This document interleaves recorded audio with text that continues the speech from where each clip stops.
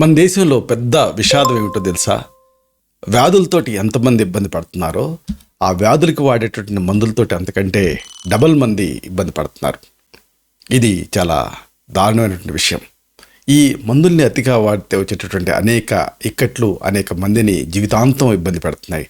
కాబట్టి అప్రమత్తంగా ఉండటం అవసరం. మిత్రులారా, నమస్కారం. నేను మీ డాక్టర్ చిరుమామిళ్ళ మురళీ మనోహర్.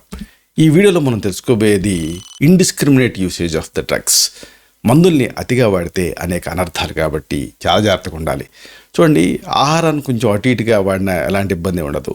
ఆహార ఔషధాలు లాంటి వాటిని అతిగా కొద్దిగా అటు ఇటుగా వాడినా ఏదో అవాంఛనీయ లక్షణాలు తప్పితే ప్రాణ ప్రమాదాలు జరగవు. కానీ మందులు అలా కాదు.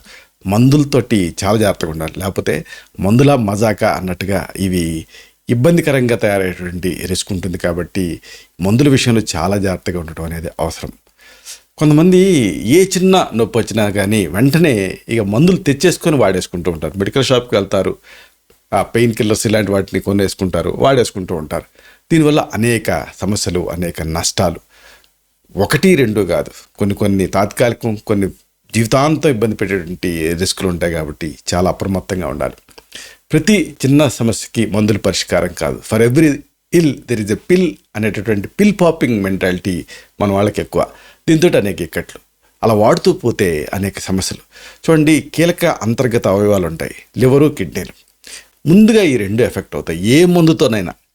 కాబట్టి ఇలాంటి ఈ మందులు అన్ని కెమికల్సే. కాబట్టి ముందు ఇవి కీలకమైనటువంటి ఈ అంతర్గత అవయవాలు దెబ్బతిని అక్కడి నుంచి ఇక్కట్లు వచ్చేటటువంటి రిస్క్ ఉంటుంది. ప్రాణాపాయం కూడా జరిగేటటువంటి రిస్క్ ఉంటుంది. కాబట్టి చాలా అప్రమత్తంగా ఉండాలి, చాలా జాగ్రత్తగా ఉండాలి. అసలు మన వాళ్ళకి ఏంటంటే అనారోగ్యం దేనివల్ల జరిగింది అనేది తెలుసుకోరు. పైనుంచి ఆ సమస్యని సప్రెస్ చేయడానికి ట్రై చేస్తూ ఉంటారు. ఇది ఎంత మాత్రం మంచి పద్ధతి కాదు. దీంతో ఆ సమస్య తీరకపోగా ఇక తీవ్రతరమైనటువంటి రిస్క్ కూడా ఉంటుంది. మందులు ఎక్కువగా వాడటం వల్ల ఆ ప్రభావం ముందుగా కిడ్నీల పైన పడుతుంది. ఇక వయసు పెరిగే కొద్దీ కూడా ఆ మందులు మామూలు వయసులో వేసుకునేటువంటి మందులైనా సరే, అది ఎట్లయితే ఇప్పుడు చూడండి, ఒక మట్టి పళ్ళ మామూలు నడుచుకుంటూ వెళ్ళే మనిషి మీద పడింది అనుకోండి, కొద్దిగా గాయం అవుతుంది. పరిగెత్తుకుంటూ వెళ్ళేటటువంటి మనిషి మీద పడింది అనుకోండి, ఎక్కువ గాయం అవుతుంది. Double impact. కాబట్టి ఇలాగ వయసు పెరిగే కొద్దీ ఈ మందుల తాలూకు సైడ్ ఎఫెక్ట్ ఇంకా ఎక్కువగా ఉండి ఆ కిడ్నీలు దెబ్బతినేటటువంటి రిస్క్ పెరుగుతూ ఉంటుంది. కిడ్నీల ఆరోగ్యం తగ్గిపోతూ ఉంటుంది వయసు పెరిగే కొద్దీ. దీంతో ఏ మాత్రం కాస్త అటు ఇటు అయినా కానీ అది ప్రాణ ప్రమాదం అయ్యేటటువంటి రిస్క్ ఉంటుంది మందుల విషయంలో. మందుల తాలూకు సైడ్ ఎఫెక్ట్స్ ఒక్కొక్కళ్ళలో ఒక రకంగా ఉంటాయి. ఎట్టయితే ఫుడ్ ఒక్కొక్క వ్యక్తిలో ఒక రకంగా దాని ప్రభావం చూపిస్తుందో మందు కూడా అంతే. కాబట్టి ఆ వ్యక్తి తాలూకు సామర్థ్యం ఎవరికో పడిందని మీకు పడాలని లేదు. కాబట్టి ఎవరో ఏదో వేసుకున్నారని మీరు వేసుకుంటే అది మామూలుగా ఉంటుందని కాదు. కాబట్టి చాలా జాగ్రత్తగా ఉండాలి మందుల విషయంలో. అంటే బాడీ మాస్ ఇండెక్స్, ఇలాంటి వంశపారపరత, అనేక అంశాలు, ఇతర వ్యాధుల తాలూకు ప్రభావం, వేరే వ్యాధులకు వాడుతున్న మందులు, ఈ అన్నిటి విషయంలో కూడా చాలా జాగ్రత్తగా ఉండాలి మందుల విషయంలో.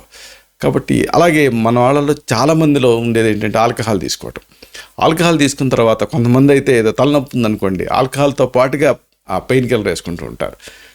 ఇది ఇంకా ప్రమాదం. కాబట్టి ఆల్కహాల్ తీసుకున్న తర్వాత మామూలు మందు అయినా సరే, ఎందుకంటే ఆల్కహాల్ ఎప్టోటాక్సిక్, ఈ మందులు కూడా లివర్ని చెడగొడతాయి. దీంతో ఈ రెండింటి కాంబినేషన్ ఇంకా సమస్యను ఎక్కువ చేస్తుంది. ఎక్కువ చేసి అంతర్గతంగా బ్లీడింగ్ అయ్యేటటువంటి రిస్క్ వరకు కూడా వెళ్ళిపోతుంది. కాబట్టి ఏ ఇబ్బంది లేకపోయినప్పటికీ కూడా, లేదని మీరు అనుకున్నప్పటికీ కూడా, ఆల్కహాల్ తీసుకున్న తర్వాత అస్సలు ఈ మందులను వేసుకోవటం అనేది మంచి పద్ధతి కాదు. కొంతమంది డాక్టర్ ప్రిస్క్రైబ్ చేసినటువంటి మెడిసిన్సే కాకుండా మిగతావి వాళ్ళకి తోచినవి, తర్వాత ఇంతకుముందు వాడేవి, ఇలా అన్నీ కలగలిపి పాలిఫార్మసీ లాగా వేసేసుకుంటూ ఉంటారు. ఇలా చేయటం కూడా ఎంత మాత్రం మంచిది కాదు. ఎందుకంటే వాటిలో ఉండేటువంటి రసాయనాలు, తర్వాత ఒకదానికొకటి ఇంటర్ప్లేలు, రిలేషన్స్ ఇవన్నీ ఉంటూ ఉంటాయి. కాబట్టి ఎందుకైనా మంచిది, ఒకవేళ మీరు ఏదైనా మందు వేసుకుంటూ ఉంటే ఇంకొక మందు ఏమన్నా వేసుకోవాల్సి వస్తే అప్పుడు మొదటి మందుకి రెండో మందుకి కనీసం కొంత గ్యాప్, అంటే 15 నిమిషాల గ్యాప్ అన్నా ఇవ్వగలిగితే మంచిది. ఇక ఒక టాబ్లెట్ మర్చిపోయి కొంతమంది ఏం చేస్తారంటే రెండో పూట రెండు కలిపి వేసుకుంటారు. అది ఇంకా ప్రమాదం. అది అందుకని అట్లా ఎప్పుడు కూడా పొరపాటును కూడా వేసుకోకూడదు. దానివల్ల ఏమవుతుందంటే ఇంకా సైడ్ ఎఫెక్ట్స్ తాలూకు తీవ్రత పెరిగేటువంటి రిస్క్ ఉంటుంది.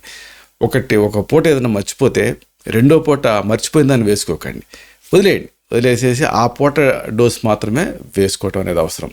ఇక దీర్ఘకాలం పాటు పెయిన్ కిల్లర్స్, ఇది అసలు మెయిన్ భారతదేశంలో మందుల విషాదం జరిగేదే పెయిన్ కిల్లర్స్ తోటి. కాబట్టి ఎక్కువ కాలం పాటు పెయిన్ కిల్లర్స్ని వాడుతూ ఉంటున్నారు. దీంతో ఆ లివర్ పైన ప్రభావం పడుతుంది. ఇది శరీరంలో ఒక భాగం ఒక రకంగా ఈ పెయిన్ కిల్లర్స్కి ఎఫెక్ట్ అవుతూ ఉంటుంది. కాబట్టి చాలా జాగ్రత్తగా ఉండాలి. ఎందుకంటే కాలేయం దెబ్బతింటే అన్నీ దెబ్బతినేటువంటి రిస్క్ ఉంటుంది. కాబట్టి మందుల విషయంలో జాగ్రత్తగా ఉండండి.